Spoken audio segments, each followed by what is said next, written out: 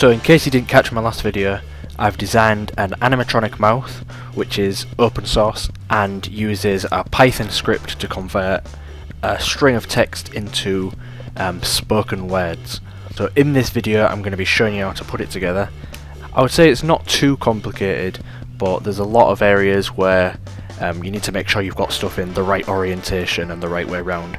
So I have an instructable which you can use to find some sort of thorough step-by-step text instructions, which I know I prefer text instructions when I'm building something like this. And I also have lots of diagrams that you can use for reference as you're building it. So a quick note about the teeth and tongue. I know a lot of people will just want to use the 3D printed version and just paint them up. But in this video I do use a Fimo version, which are sculpted. I'm going to have a separate video on how to make this teeth if you want to make the sculpted versions that I'm using, but otherwise in the download pack you'll be able to find just 3D printed versions of the teeth and tongue. So to start with the printing, I would say there aren't really any specific requirements for the 3D printing.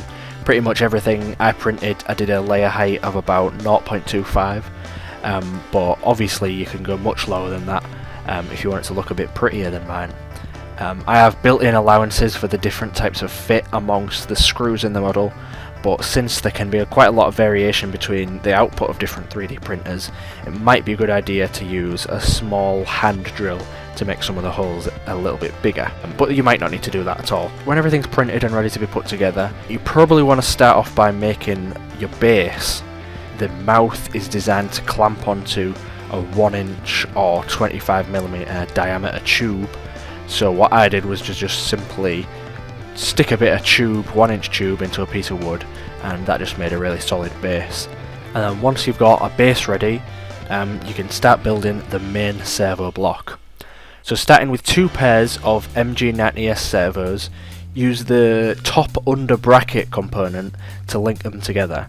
So this might be a little bit fiddly and it'll require you to hold the 2 servos in position while you screw in the M2 8 to 12mm screw. Make sure to look at the diagrams to make sure you've got them facing the right way and you have the right servo on top of the other, because this is quite important at this stage.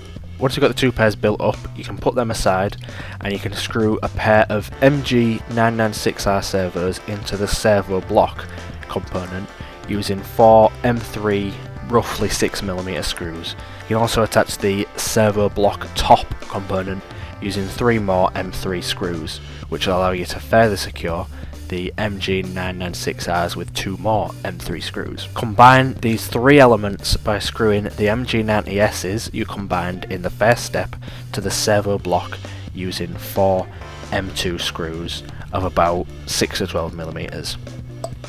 Once you have this main servo block built, you can work on the top and bottom lip base assemblies. So you want to start off by building up the lip teeth components by screwing together lip right tooth 1 and 2 using 2 M2 10mm screws with a lip top linkage and lip bottom linkage enclosed. Some of this is a little bit of a mouthful, as you can probably tell, so I recommend you just look really closely at the images to make sure you've got it right. You can make an identical one of these which you can then set aside and use for the bottom base later on, and 2 more mirror images, one for the top and bottom. Using a short length of M2 threaded bar or just an M2 screw with the head cut off, you want to join 4 pairs of M2 ball links together, which is exactly the same as we did with the heart mechanism, if you remember from a few videos ago, to make like a double-ended ball link. You then want to attach a pair of these double-ended ball links to an MG90S servo horn on the 3rd hole from the end and make 2 pairs of these. I ran out of through-hole ball links, which are going to be the ideal ones for this project. So if you've got the screw-in ball links like I have a customised servo horn that you can use that the ball links actually thread into quite nicely. So then you want to attach the left and right lip tooth assemblies to the top piv components as shown, and do the same for the bottom piv. Also attach the ball link assemblies you made to the free holes on the top linkages. If you're using the through hole ball links as pictured, as the diagrams show, you can screw into the insides, but if you're using the screw in ball links you have to screw in through the outsides, as I've got it in the video. You need to take two servos and set them to a pulse width of 350, which is roughly 90 degrees for an MG90S servo. Now, I would recommend you use my servo tester that I have another video on, as it's a pretty convenient way to test it. But if you check the Instructable and the download pack, I also have an on-screen servo tester that you can use to set the pulse width of the servo from within the Arduino IDE. So when you have the servos set, then you want to attach the servo horn so that it's perpendicular to the body of the servo at 90 degrees. Make sure you're certain about the orientation of all the different components by checking the diagrams, and remember it'll be the same for the top and bottom lip base assemblies. So now you can finish off building the top half of the assembly. Firstly, you need to screw in the teeth to the top base component. The screws at the back of the teeth, which have the recessed holes for the bolt heads, can simply be screwed in with 6mm M2 screws. The front two screws also hold in the top lip base assembly, so you'll need to take the top lip assembly you built in the last step and screw it through the top base into the teeth using 6mm M2 screws. You can let the servo dangle as you screw the teeth in, but once they're in, you can screw the servo to the top base using the 6mm M2 screw, and you'll only be able to get to that rear hole, but don't worry about that because we have another way of securing that servo later on. You can also put in a redundant servo into the other side. I had like a dead servo that I took the innards out of, and I just put it in there just so that the assembly looks more symmetrical, but that's obviously not necessary at all. You then want to use 4 6mm M2 screws and attach the main servo block from the first step to the top half through the top under brackets as shown, and then you can complete the top half by screwing the overtop support components, starting with 2 M2 6mm screws at the front and then 4 6 or 10mm M3 screws at the rear. You might have difficulty screwing the M3 screws in just because the assembly tends to flex a little bit, but if you just sort of lift it up, you should be able to get the holes to line up and screw in those M3 screws. I would also recommend that you use some super glue to fix the wires that hang from the bottom of the top half assembly to the clamp at the back, as you can see in the images. You can then build the bottom half of the assembly, so start off by making the jaw linkages. MG996R servos come with a circular attachment, and you want to use 4 6mm M2 screws per side to hold the jaw linkages against the servo wheels, and note that the attachment fitting on the servo wheel faces away from the linkage. You want to attach both jaw linkages to the bottom base with 5mm M3 screws, or thereabouts. You can probably get away with 10mm actually. And then you want to attach the tongue assembly.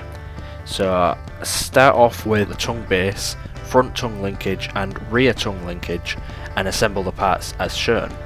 And finish it by attaching the tongue S-link component to the rear tongue linkage with an 8mm M2 screw, and attach the other end to a servo horn of the third hole from the centre. Then you can screw the tongue assembly into the bottom base with 2 10mm M2 screws, and make sure it moves really smoothly because it'll be quite difficult to adjust later on.